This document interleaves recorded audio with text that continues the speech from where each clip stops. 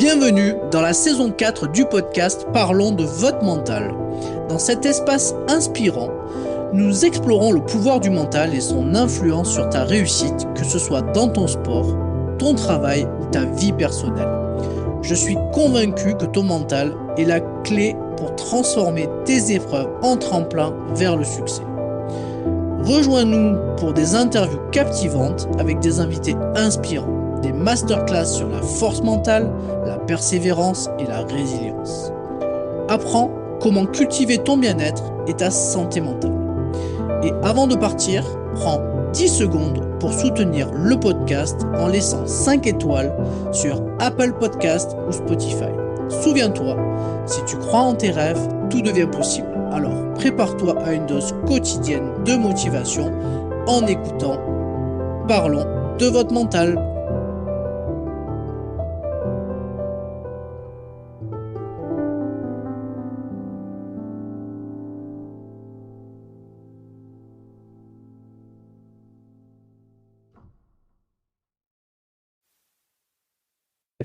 Bonjour et bienvenue sur le podcast Parlons de votre mental. Je ne sais pas si tu connais ce podcast. Ah non, on en a parlé. Ok, bon, super. Donc l'objectif, c'est d'inviter toute personnalité du monde du sport, du monde artistique. Des fois, ça m'est arrivé d'avoir des étudiants, des chefs d'entreprise. L'objectif est en fait un petit peu d'aller introspecter la dimension mentale, mais chez tout le monde. Parce que dans ma philosophie, chacun a un mental, son propre mental. Différent. Et quand on le travaille, souvent, on va mettre en place des méthodes uniques pour soi. Et toutes les méthodes ne marchent pas sur tout le monde. Chacun a une méthode différente. Donc voilà un petit peu la genèse de ce podcast pour informer les gens que on peut travailler son mental déjà d'une. Ouais. Et que de deux, chacun va avoir sa propre méthode, va fonctionner. Et donc, il faut apprendre à se connaître soi pour ensuite développer ses propres outils pour sa performance et puis pour son bien-être. Alors, est-ce que tu pourrais rapidement te présenter? Parce que je pense que... Alors, moi, je te connais.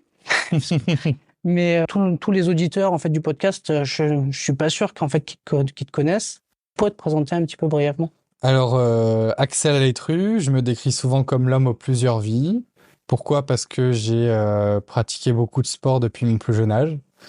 J'ai commencé par le BMX, où j'ai été 3 fois champion d'Europe et ensuite vice-champion du monde.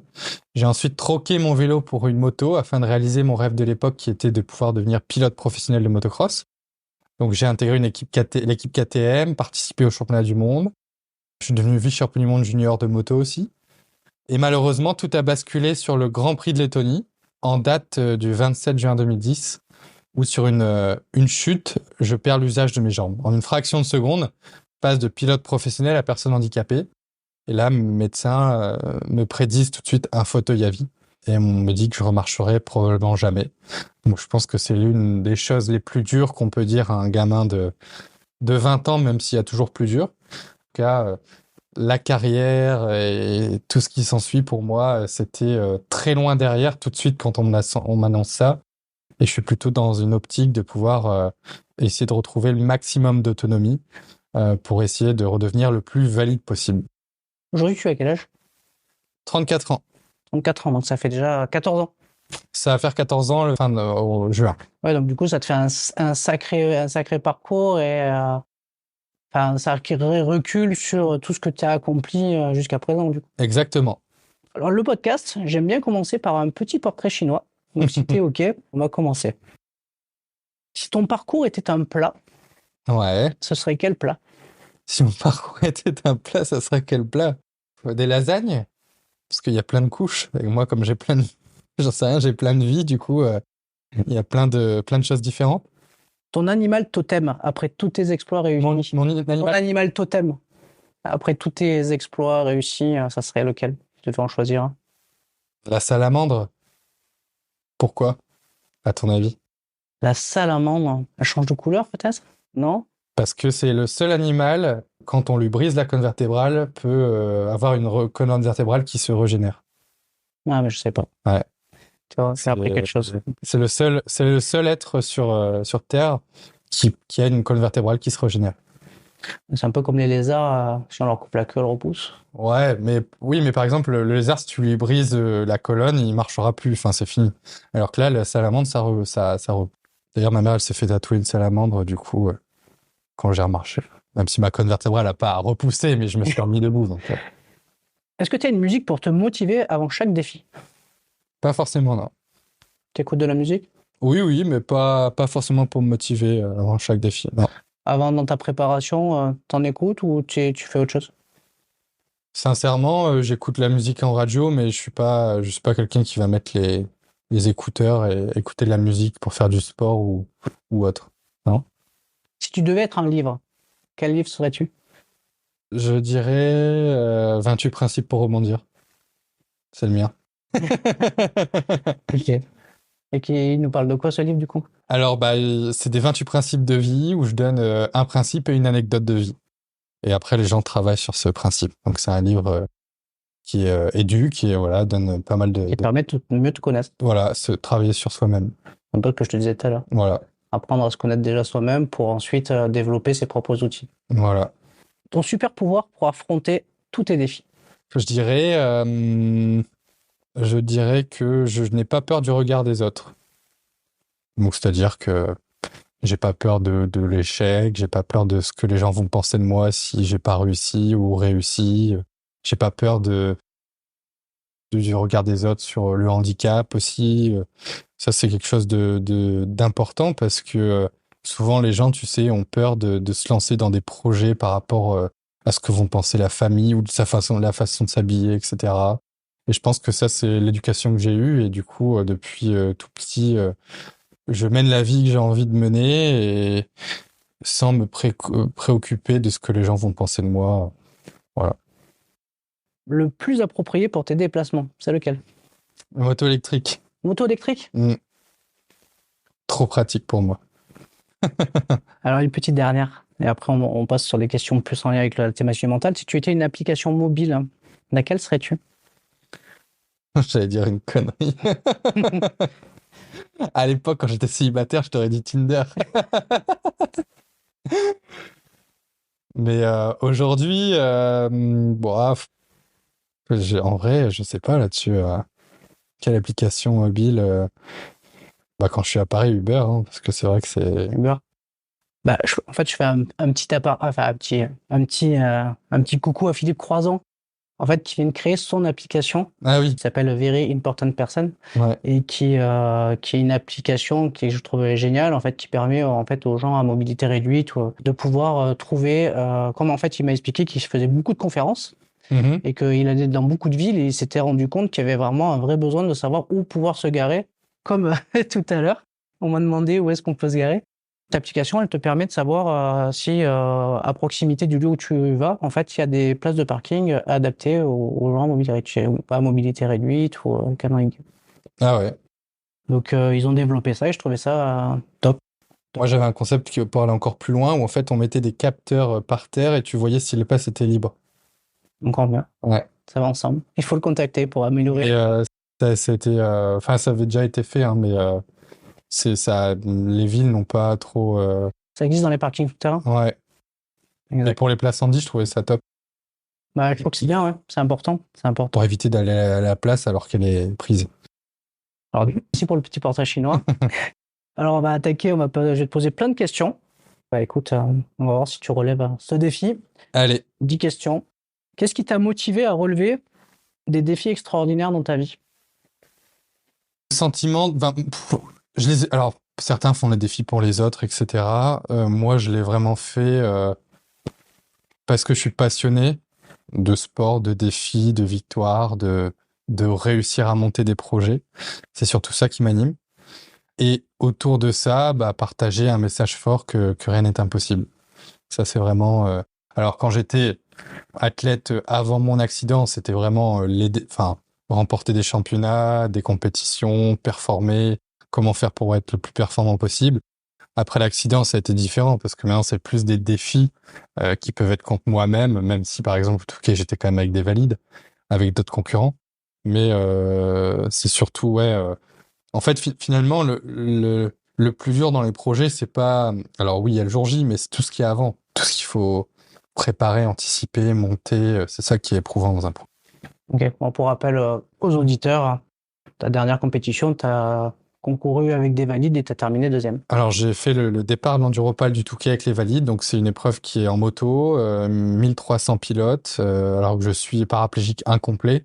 Donc, il a fallu adapter une moto pour que je puisse creuser la selle, avoir une moto très basse, avoir des commandes non plus au pied, mais au niveau des mains. Donc, toute la partie levier de vitesse, frein, tout était au guidon. Donc, on a eu énormément de développement là-dessus pour que je puisse rouler malgré le handicap. Et sur cette épreuve du Touquet, donc c'est une ligne droite qui fait 6 km, on est à 170 km/h, j'arrive deuxième au bout de ligne droite devant les 1300 pilotes. Donc c'est une énorme performance. Déjà, valide, arriver dans les 5, c'est énorme. Donc là, invalide, avec ce qui m'est arrivé, ça a été la folie. Ouais, c'est incroyable. Ça a été incroyable. Est-ce que tu peux nous parler de ton parcours et des principaux défis que tu as surmontés jusqu'à présent? Donc il y a celui-là déjà. Il y a celui-là, il y a eu juste avant celui-là en 2020 le Dakar. Ça a été pour moi un gros défi aussi. Donc le Dakar, pour rappel, c'est le rallye le plus dur au monde. 10 000 km à parcourir en presque 15 jours. Des variantes de température qui vont de moins 5 degrés à plus 45 degrés, du sable, des dunes, des cailloux, des conditions qui sont extrêmes. Si déjà on le termine en tant que valide, c'est une énorme perf. Et donc là, j'ai monté un véhicule pour que je puisse rouler malgré le handicap, un buggy. Et ce Dakar, non seulement je l'ai terminé, mais en plus de ça, je deviens la première personne au monde handicapée à avoir gagné une catégorie devant les valides. Donc c'est une première historique. Ça s'est jamais fait. Personne l'a jamais fait. Encore incroyable. Donc ça a été un gros challenge. Peu de gens y croyaient. C'était mon premier rallye, donc personne ne me connaissait. Et là, arriver et gagner, ça a été un. Ce genre de défi, tu comptes les refaire? De quoi, ce genre de défi? Ouais, Le Touquet ou le Dakar? les deux. Okay, je pense pas que c'était un one shot. C'était vraiment, c'est tellement risqué que je ne me risquerais pas à faire de nouveau l'aventure parce que j'ai eu beaucoup de chance. Franchement, c'était vraiment très dangereux. Vraiment, je pèse les mots, hein, très dangereux. Autant le Dakar, il y a des risques, mais beaucoup moins parce qu'il y a une carrosserie, parce que je suis handicapé, mais dans une voiture, là, sur une moto, on en parlait tout à l'heure, je disais, mais t'es inconscient de faire ça, quoi. Ça a été quelque chose de fou. Donc je le referai pas, mais le Dakar, je reviendrai un jour sur de nouvelles technologies et je reviendrai pour pas pour me promener, mais pour faire une grosse perf avec les meilleurs. Comment tu définirais la notion de mental, toi, et quels ingrédients clés tu penses qu'il faut développer pour avoir un mental fort et résilient? En premier lieu, je dirais que alors il y a l'éducation conditionne beaucoup, il y a l'expérience de vie, on ne naît pas résilient, mais on le devient avec les forces des choses, avec les échecs, avec tout ce qui peut nous arriver dans une vie, hein. On se construit, on apprend à être résilient. Mais je dirais que il y a cette part de apprendre à se connaître soi, on en parlait tout à l'heure, prendre le temps de se connaître. C'est vrai qu'aujourd'hui, tout va de plus en plus vite et on peut remarquer que, par exemple, sur un temps de pause, des gens dans une salle d'attente, par exemple, le premier réflexe, c'est d'être sur leur téléphone et regarder et scroller des médias sociaux, enfin les Instagram, etc. Alors qu'avant, je pense que les gens se posaient et puis être juste là à attendre et avoir une réflexion sur soi ou faire de la visualisation en attendant une demi-heure dans une salle d'attente, c'est un travail. Et ça, malheureusement, on le perd de plus en plus. Ouais, je crois qu'on le perd complètement même. Parce que c'est un réflexe d'être sur son téléphone quand on s'ennuie. Tu t'ennuies là? Non, pas du tout. Non. Je suis, mais je rigole. il y a des questions. Alors, malgré les obstacles et les moments de doute, parce qu'on a toujours des moments de doute, hein, comment tu fais pour maintenir ta détermination et ta positivité? Je dirais que dans tous ces moments-là, je me pose la question de pourquoi je le fais, le why. Qu'est-ce qui fait que je me suis lancé dans cette aventure?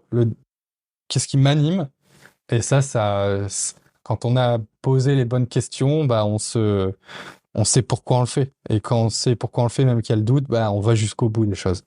Et donc ça, c'est révélateur dans toutes sortes, n'importe quel projet finalement. Ouais, le pourquoi. Pourquoi, ouais. Et se donner du sens, quoi. Le why. Voilà. Quel sens on fait en faisant ce projet? Qu'est-ce qui nous anime qu'est-ce qui nous motive à le faire, pour qui l'on fait, pour nous, pour les autres. Et par rapport à la positivité, parce que on sait que voilà. La positivité, la positivité, finalement, moi je suis quelqu'un qui reste optimiste, donc qui est optimiste, mais je pense qu'il faut aller chercher les petites choses positives. Attention, il faut pas minimiser et être positif quand il y a des choses qui nous tombent dessus. À un moment donné, il faut savoir encaisser et après se dire, bon, maintenant, à quoi je peux me raccrocher pour me dire que ça, c'est positif. Donc ouais, je pense que moi, je vais me raccrocher dans des petites choses autour de moi en me disant, bah, dans cette chose négative, qu'est-ce que je peux tirer qui va être positif? Comme moi avec mon handicap, finalement. Ouais. Comment faire en sorte que, malgré ce qui m'est arrivé dans ce projet qui est à la base très pessimiste, je vais pouvoir faire en sorte que cette vie soit quand même belle et heureuse. Ben oui, parce qu'il y a des gens qui ont des accidents, mais ils s'en remettent jamais, quoi. Qui s'en relèvent pas, et ce qui est tout à fait aussi normal, hein. Savoir que tout le monde n'a pas... on a tous ces capacités, mais on n'a pas forcément les clés pour, en tout cas, aller rebondir. Effectivement. Quelle est ton approche de la préparation mentale avant de relever un défi? Quelle est mon approche de la préparation mentale? Avant chaque défi. Comment tu te prépares? Qu'est-ce que tu fais? Est-ce que tu as quelqu'un qui s'occupe de toi? Des personnes qui m'occupent. Alors, quand j'étais en natation, j'avais une dame qui me préparait mentalement. Et je me souviens, c'est quelque chose qui m'a marqué, maintenant ça fait 10 ans. Et je me souviens que quand j'avais fait les premiers... c'était l'ancienne préparatrice ou préparateuse, je sais pas comment on dit d'ailleurs. Préparatrice. Ouais, mentale de Tony Estanguet et David Douillet. Et en fait, je me souviens, elle m'avait dit, moi j'ai eu... Elle me fait toute une batterie de tests, en fait. Il y a tous des tests où il te pose des questions, il te repose des questions, il te pose la même question, mais différemment pour valider, revalider. Enfin, c'est assez costaud. Elle m'avait dit, comprenait pas, et du coup, on faisait toujours des tests. Mais elle me disait, mais je comprends pas. À la fin, elle me dit, t'as pas eu cette période de deuil après l'accident, et elle pensait que je minimisais ça et que je cachais le fait que ça a été difficile pour moi et que j'avais pas eu ce deuil et que voilà. Et du coup, c'est pour ça qu'elle me posait toujours des questions pièges pour savoir, et c'est des trucs qui ont été approuvés pour trouver les solutions et vérifier si la réponse est vraiment bonne. Et elle m'avait dit, clairement, je peux rien faire pour toi. Et elle m'avait dit, j'ai vu 2 personnes dans ma vie comme toi, c'est Tony Estanguet et David Douillet. C'est pour ça qu'on avait discuté de ça. Elle m'avait dit, écoute, même si, en plus c'était le club payait une fortune les séances, elle m'a dit, il faut que le club arrête de payer. Elle me dit, tu connais pas les termes exacts pour te préparer mentalement, mais tu as toutes les clés pour. Ouais. Après, je pense que chacun a ses clés. C'est ce que je disais. Et voilà. Mais du coup, je connaissais pas les termes exacts, etc. Du coup, j'ai arrêté de faire la préparation mentale. Donc, j'ai continué à faire ce travail que je faisais sur moi-même. Donc, c'est-à-dire visualisation créatrice, visualisation des objectifs, visualisation intrinsèque, extrinsèque. Donc voilà. C'est vrai que c'est quelque chose que j'ai inconsciemment utilisé quand j'étais athlète de haut niveau, que j'ai mis en place pour la rééducation demain. Là, c'était très éprouvant, hein. Chaque jour, je faisais de la visualisation où je m'imaginais remarcher. 3 fois 3 minutes par jour, je visualisais C'est dur, hein. Essayer de tenir 3 fois 3 minutes par jour en se voyant remarcher. C'est difficile parce que notre cerveau va penser à autre chose, parce que tu vas penser à un bruit qui est dans la salle, parce que voilà. Donc c'est difficile de le faire en étant sur la durée, sur la longueur, sur 6 mois, 1 an et demi. Tous les jours, c'est très éprouvant. Personnellement, je trouve que oui, il y a eu des gros résultats.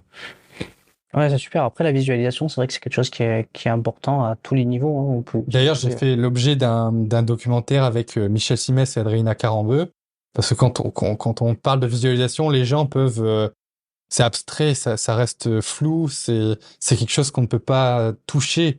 Par exemple, si tu vas faire du fitness à la salle, au bout de 3 mois, tu vois les résultats parce que tu as maigri, parce que tu as attrapé un peu plus de muscles, parce que, etc. Alors que là, la visualisation créatrice, c'est sur la longueur. Donc, au bout de 3 mois, tu vois pas forcément de résultats. Mais tout tombe à un moment donné d'un seul coup. Et c'est pour ça que c'est difficile de continuer à visualiser dans le temps, parce que tu as l'impression de pédaler dans la semoule et que c'est du vent, quoi.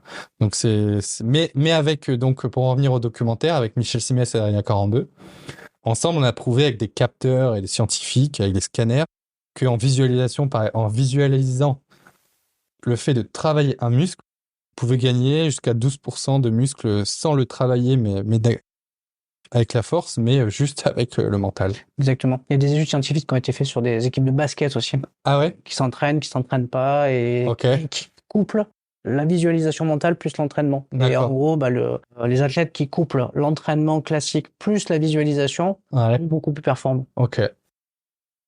C'est intéressant en tout cas dans l'approche. Est-ce que tu as des rituels avant de tes compètes? Moi, je suis très superstitieux. C'est horrible. Ah ouais, du coup, en moto, c'était un calvaire, ça. Du coup, ouais.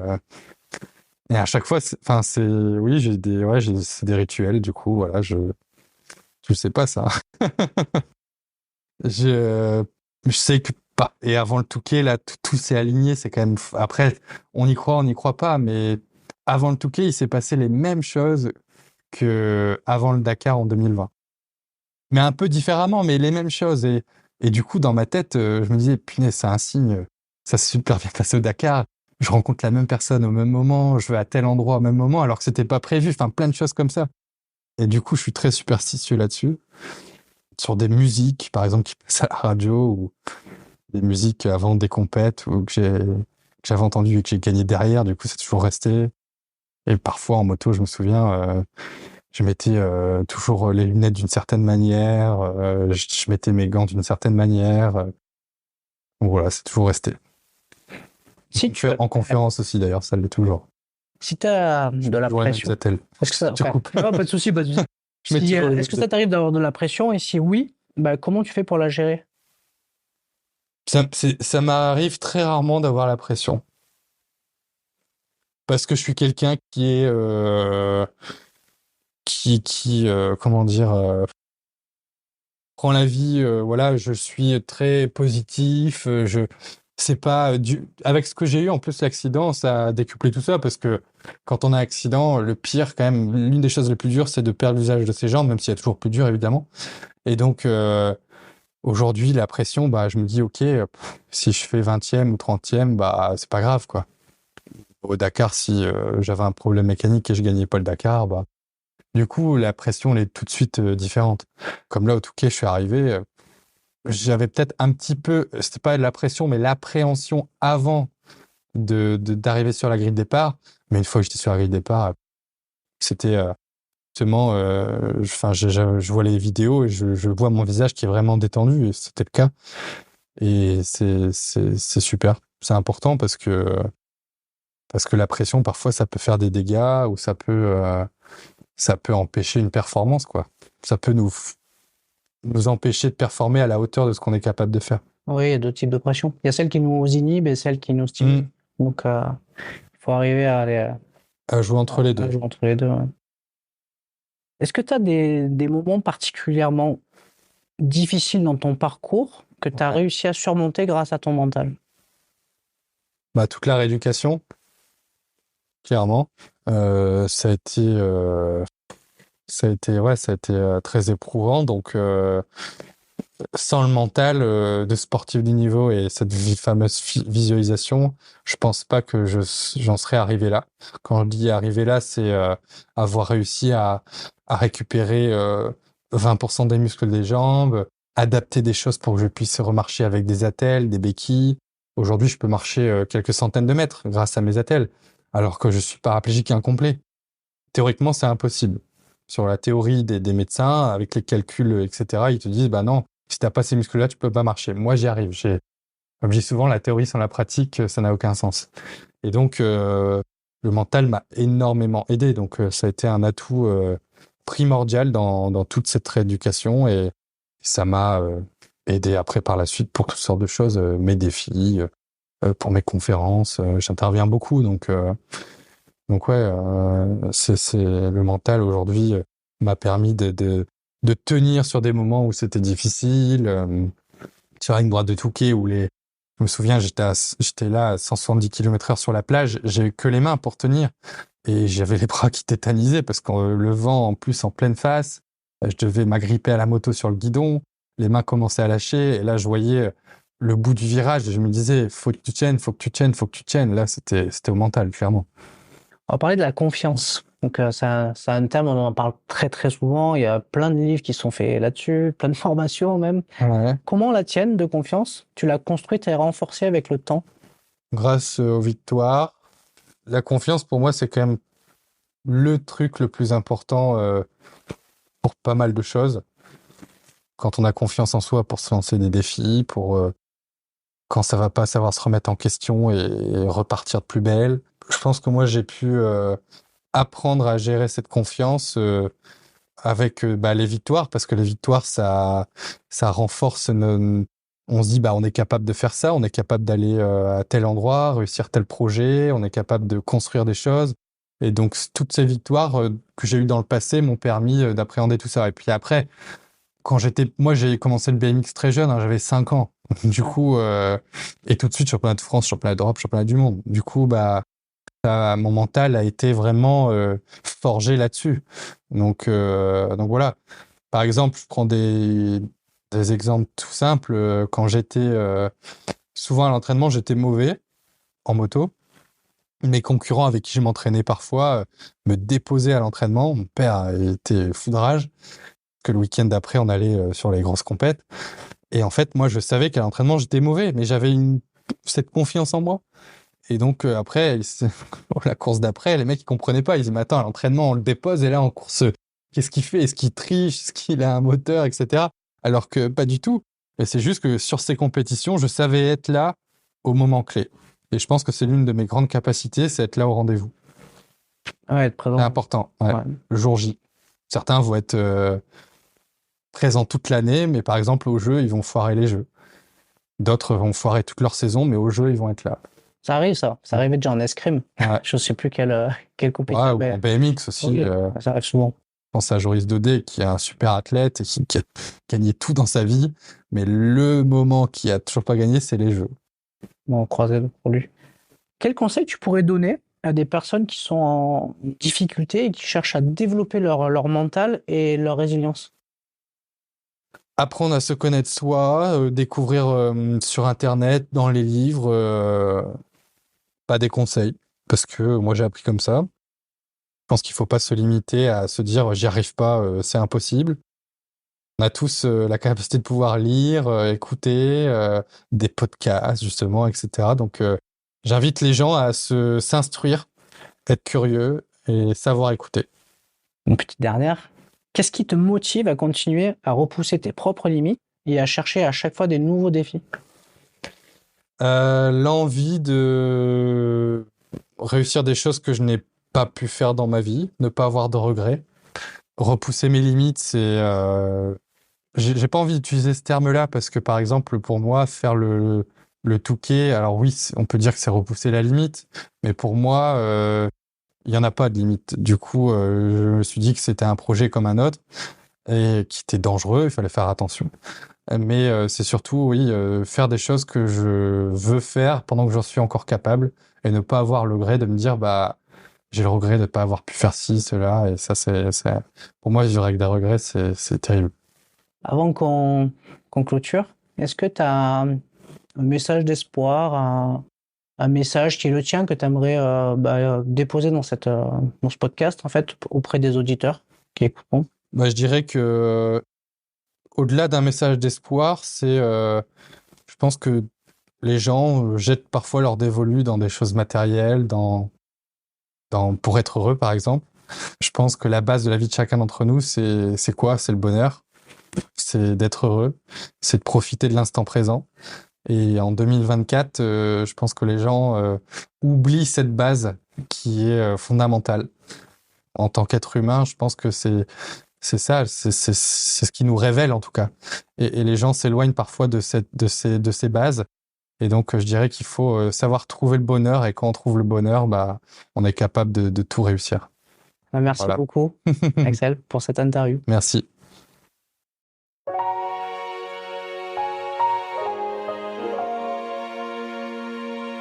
Nous arrivons au terme de cet épisode captivant. J'espère que tu as pris des notes ou que tu t'es abonné à ma newsletter pour avoir accès au résumé.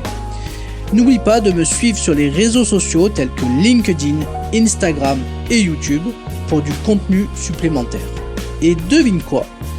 Tu peux me contacter directement sur mes réseaux sociaux pour bénéficier d'une séance gratuite où nous pourrons discuter de tes questionnements sur ta préparation mentale.